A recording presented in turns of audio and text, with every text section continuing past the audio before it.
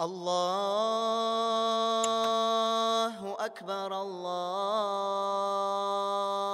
أكبر الله أكبر الله.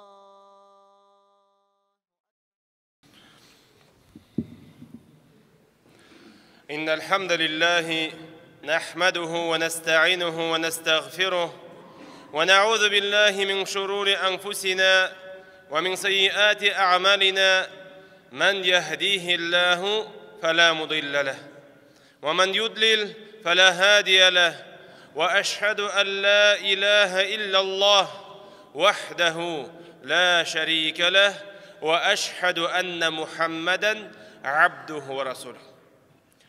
Barcha alamlarni yo'qdan bar qilib, bizlarga kun sayin o'zining ne'matlarini berib turishi Rabbimiz Allohga bizning ko'nglarimizdan chiqqan hamd sanalarimiz erishsaydi.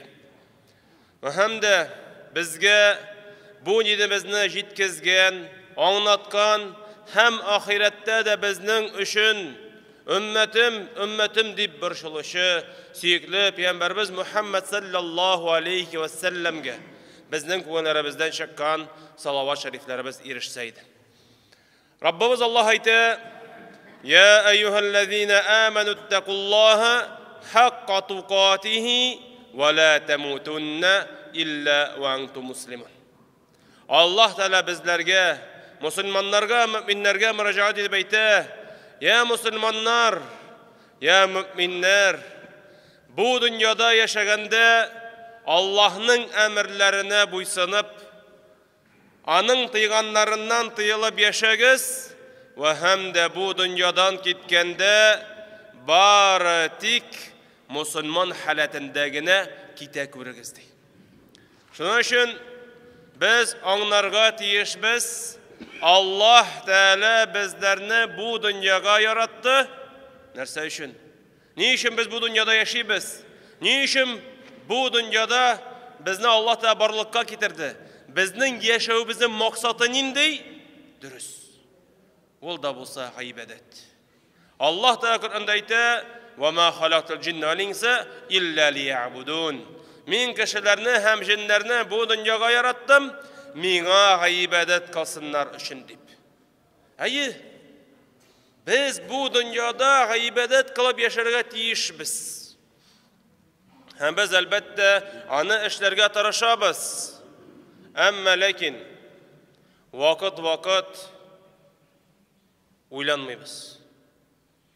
Ayı, men mine şul işimni işledim. Allah Teala anı kabul etti miken soň? Çünkü bit, mine şul amelimiz, ibadetimiz kabul bolsun için neçe şart gerek? Dürüst, ikigine. İki şart ötelerge tiyiş. Birincisi ol da bolsa niyet, ihlaslık, Allah rizalığı için, hem ikincisi ol da bolsa peygamberimizin sünnetine turu kelirge tiyiş. Hem bugün sizden bilen mine şul niyet, ihlaslık turunda tuktalıp gitesim kele. Çünkü bu bizning ibadetimizning kabul bulunun birinci şartı bulup dur. Ol da bolsa niyet, ihlaslık.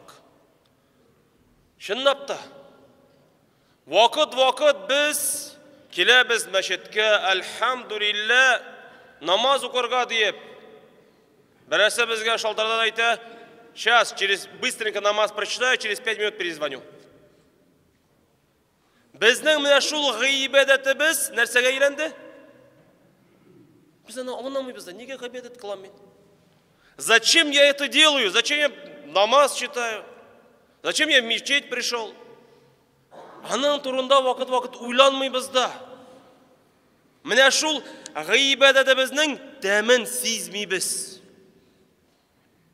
Надо встать, тахарат взять, прочитать намаз и все, и пошел дальше. Но ведь міне шул гыйбадатыбыз безнең калыбыбызга тәэсир итәргә тиеш.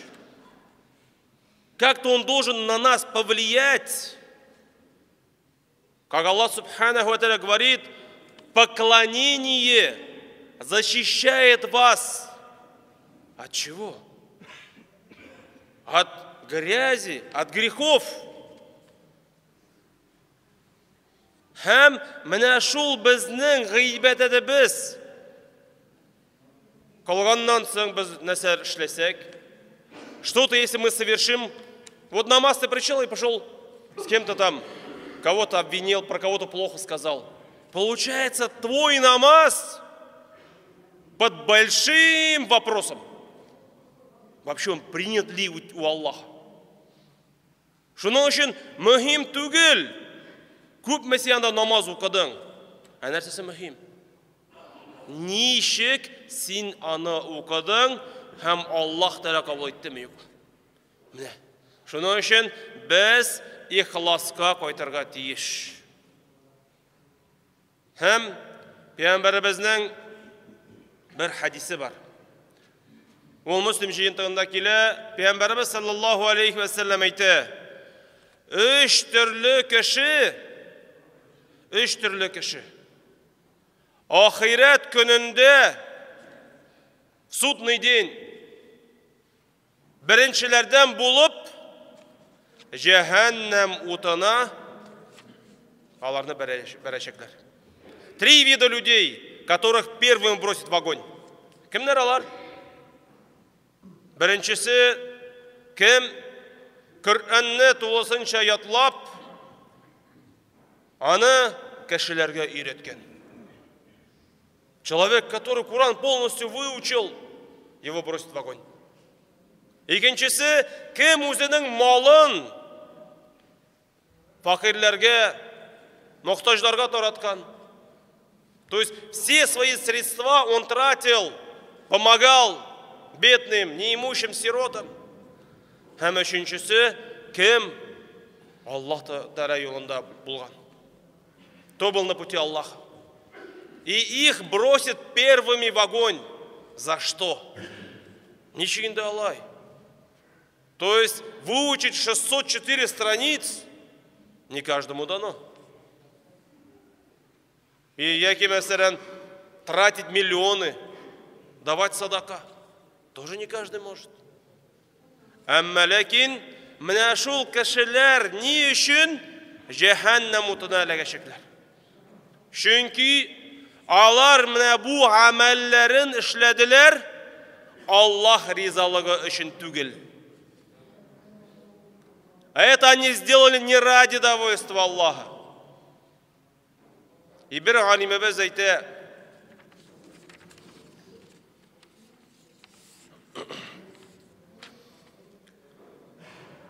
однажды Хамдуна ибн Аль-Хасана спросили, почему слова салифов приносили больше пользы, чем наши слова. Нигә аларның әйткән сүзләре, сахабаларның, табиганнарның сүзләре аларга күбрәк файда китерде безгә караганда? Һәм карагыз, бу галимебез нәрсә дип әйткән? Потому что они говорили ради возвеличивания ислама, спасения самих себя от адского наказания и довольства Аллаха. А мы говорим ради возвеличивания своих душ, поиска мирских благ и довольства людей. Күрәсезме? Без вакыт сизми дә калабыз. Әмма ләкин менә шул эшләребезне эшлибез Аллаһ ризалыгы өчен түгел. Нәрсә өчен? Үзебезнең җаныбызны кеше каршында күтәрер өчен. Кешенең ризалыгын алыр өчен. Менә бу дөньяда ниндидер нигъмәткә ирешер өчен генә. Һәм әлбәттә Аллаһ ризалыгына омтылмасак, җәһәннәм утыннан сакланмасак, шул вакытта безнең гамәлләребез юкка чыгарга мөмкин. Шуның өчен менә шул ихласлык бик мөһим әйбер. Чөнки Пәйгамбәрбез саллаллаһу алейхи ва саллям Сахих Бухари Коръәннән соң иң хәерле китап, иң беренче хадис нәрсәдән башлана? Иннамал аъмалу бинният. her bir amel senin niyetine karata verilirdi. Каждое дело оценивается по намерению. Hem karagız. Allah Teala Ar-Rahman Ar-Rahim. Ol Rahim şefkat iyesi. Ol bizge berip dura nimetlerin. Ama lakin vakit biz özümüz Allah'ın rahmetinden boş tartabız. Мы от милости Аллаха отказываемся иногда. Как так? Надо же быть, не знаю кем, чтобы отказаться от милости Аллаха. А biz нәрсе деп айтабыз? Вакыт biz айтабыз. Yok. Быйыл мен, мәсәлән, умрага яки хаҗга бара алмыйм. Biz үзебез каршында киртә куйдык. Allah'ın rahmetinden baş tarttık. Отказались от милости Аллаха. Мы говорим то, что я не смогу в этом году поехать. Откуда ты знаешь? Откуда ты мог знать? Может, Аллах Субханаху ва Тааля тебе откроет пути, двери. Почему? Потому что ему достаточно сказать кунь фаякун. Будь, и эта вещь сбудется. Хатта кеши niyetlese mesela hoşga barırga. Tan 4 ay var. Ama lakin Allah Teala'narga yazgan 2. ayga bu dünyadan getirge. Hoşun kıla almadı. Ama lakin ul özünün niyetine karata hoş ecir savabın alacak. И он уйдет из этого мира с хаджем, иншаллах. Екінші misal, biz айтабыз, yok, мен Kur'an'ı yatlay almayım. Опять мы перед собой закрыли дверь, милость Аллаха. Әлбәттә инде, кеше мен булдыра алмыйм дип әйтсә, булдырмый ул аны. Әмма ләкин кеше тырышса, кешкенә генә адымнар ясаса, шул вакытта Аллах Тааля анарга ашырга мөмкин. Да, может быть, ты не учишь Коран полностью, но если ты будешь стремиться к этому, может быть, джуз выучишь, может быть, 2, 5, и с таким багажом уйдешь из этого мира. А когда ты говоришь, нет, я не могу, мы что делаем? Отказываемся от милости Аллаха. И, конечно же, человек возвращается к Аллаху ни с чем. А кеше, мин Аллах ризалыгы үшін тырышам, омтылам, я Раббым Аллах насып ит миңа, Коръәнне тулысынча ятларга, аның буенча яшәргә дип ниятләсә, ул Коръәнне ятламаса да, әҗер савабын алачак. Шуның өчен нигә без Аллах Тааляның рәхмәтеннән баш тартабыз? Почему? Шуның өчен уйланыйк, фикерлик, Аллах Таалядан сорыйк. Чөнки бит миннән генә тормый. Мин сәбәбен кылам. Булдыра алганча, максималь рәвештә, әмма ләкин нәтиҗә Аллах Таалядан. Шуның өчен һәр даим берәр эшләр алдыннан, яки берәр сүз әйтер алдыннан үзебезнең йөрәгебезгә карыйк. Ни өчен мин аны эшлим?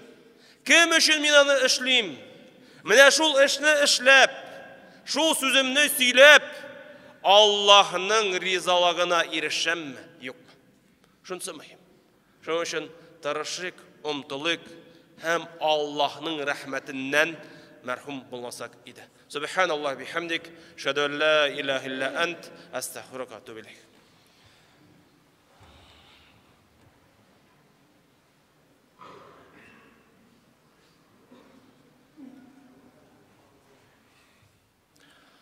Alhamdülillahi Rabbil alamin, as-salatu was-salamu ala Rasulillahi ve ala alihi ve ashabihi ecma'in. Elhamdülillah, Хвала Аллаху. Аллах Тәаләгә мактау. Чөнки ул безне мусульманнардан кылды. Әлхәмдүлилләh, без бүген күзебезне ачып Аллаһның йортына, Аллаһның кунагы була алдык. Шуның өчен без шөкер итәргә тиешбез.